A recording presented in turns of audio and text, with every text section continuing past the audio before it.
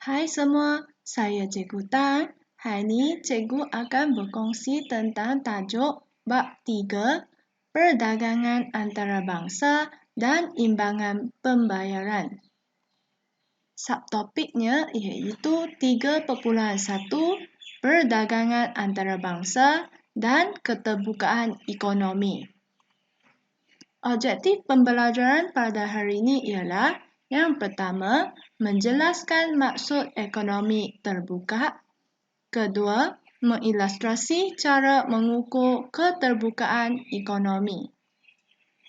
Definisi perdagangan antarabangsa sama dengan pertukaran barang dan perkhidmatan antara penduduk yang melangkaui sempadan antarabangsa. Ekonomi terbuka bermaksud menjalankan perdagangan antarabangsa yang melibatkan aktiviti ekspor dan import. Ekspor bermaksud penjualan barang dan perkhidmatan ke luar negara. Import bermaksud pembelian barang dan perkhidmatan dari negara luar. Keterbukaan ekonomi mengukur darjah kebergantungan ekonomi sesebuah negara kepada aktiviti luar negara. Terdapat dua rumus. Rumus yang pertama iaitu nisbah ekspor kepada KDNK, X bahagi KDNK, atau rumus yang kedua, nisbah ekspor tambah import kepada KDNK, X campur M bahagi KDNK. Contoh, katakan terdapat maklumat seperti berikut. Keluaran dalam negeri kasar KDNK 400,000 juta, jumlah ekspor 300,000 juta, jumlah import 200,000 juta.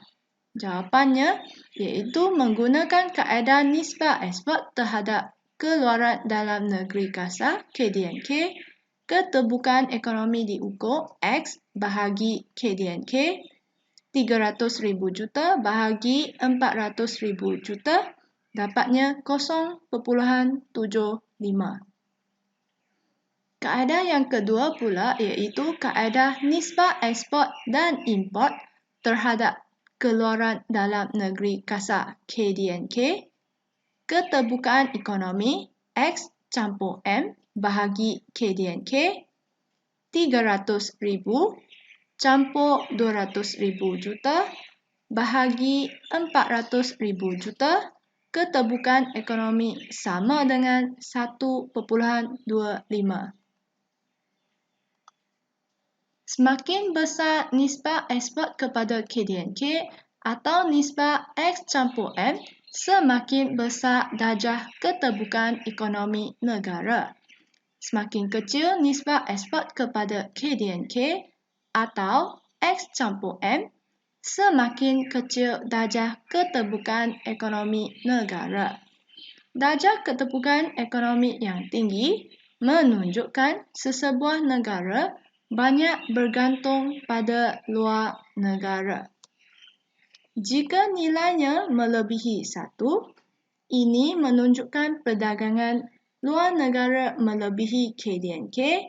Ini bererti sebuah ekonomi adalah lebih terbuka, iaitu melebihi 1 sama dengan darjah keterbukaan tinggi. Jika nilai keterbukaan kurang daripada 1, ini bererti perdagangan luar negara kurang daripada KDNK. Ini bererti sesebuah negara adalah kurang terbuka. Kurang daripada 1, darjah keterbukaan rendah. Keterbukaan ekonomi Malaysia tahun 2010 dapat ditunjukkan seperti berikut.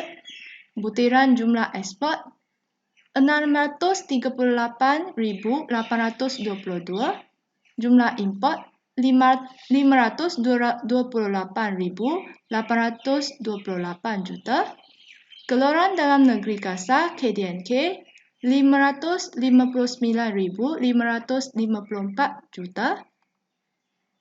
Jawapan yang pertama, kaedah nisbah ekspor terhadap keluaran dalam negeri kasar KDNK, keterbukaan ekonomi diukur X bahagi KDNK, AM 638,822 juta bahagi 559,554 juta dapatnya 1,14. Kaedah nisbah ekspor dan import terhadap keluaran dalam negeri kasar KDNK, keterbukaan ekonomi diukur dengan rumus X campur M bahagi KDNK, 638,822 juta campur 528,828 juta bahagi 559,554 juta, maka keterbukaan ekonomi ialah 2,08. Ini menunjukkan perdagangan luar negara melebihi KDNK. Ekonomi Malaysia adalah lebih terbuka. Sekian sahaja perkongsian untuk kali ini.